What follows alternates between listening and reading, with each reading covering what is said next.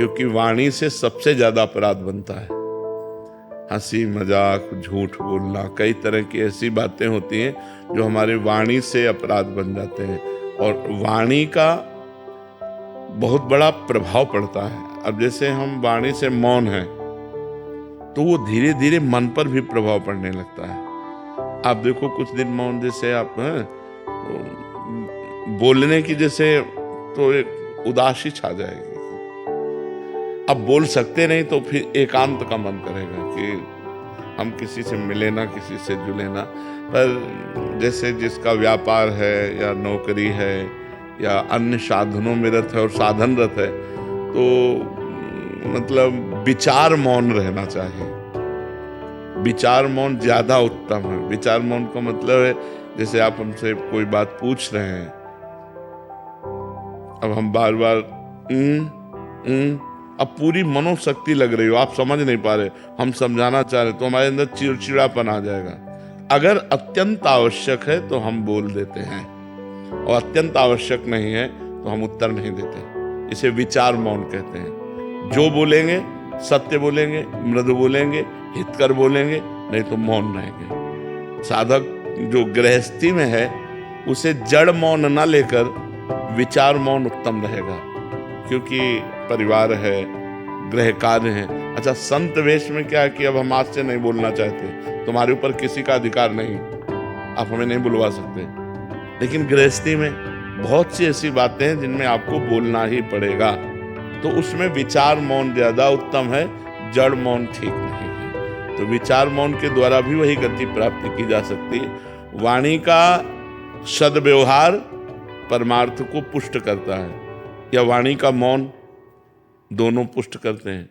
तो हम सद्वाक्य बोल करके, सद्व्यवहार करके अपने मन को निसंकल्प बनाएं, अपने मन को मौन की तरफ ले जाएं। मन का संकल्प रहित हो जाना ही सच्चा मौन है।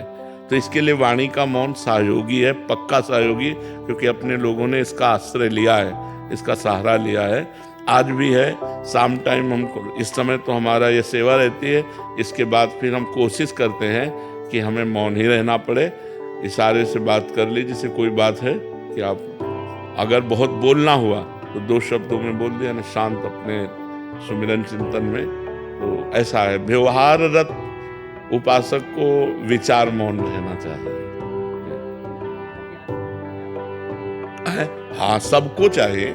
हम व्यर्थ में क्यों बोले, हम क्यों गाली गुप्ता करें, अपनी जवान गंदी करें, झूठ बोलें, व्यर्थ में क्यों बोलें। बहुत गंभीर रहना चाहिए, शांत रहना चाहिए। उसकी बात सुनी, अगर बोलने लायक है तो उत्तर दिया, नहीं तो मौन है, हमें क्या मतलब, चल दिया। अगर मान लो आपसे कोई पूछ रहा है, आपसे ही डायरेक्ट पूछ रहा है, कोई बात पूछ रहा है, आपको लग रहा है उत्तर देना ठीक नहीं, नजर नीचे की, चल दिया। वो आदमी जो समझे, पागल समझे, अभिमानी समझे, जो समझे वो समझा करे। आप तो प्रपंच रहित हैं, और जो साधक है वो समझ जाएगा, बड़ा प्रवीण साधक है, अपने आप को कैसे बचाता है। देखो, मौन होकर बचा लिया, शांत, बिल्कुल बहुत जरूरी है। नहीं, वाणी से इतने अपराध बनते हैं कि लोग समझ नहीं पाते। वाणी से अपराध ही अपराध बनते रहते हैं, शरीर से और वाणी से ज्यादातर अपराध बनते रहते हैं। इसीलिए परमार्थ में उन्नति नहीं हो पाती।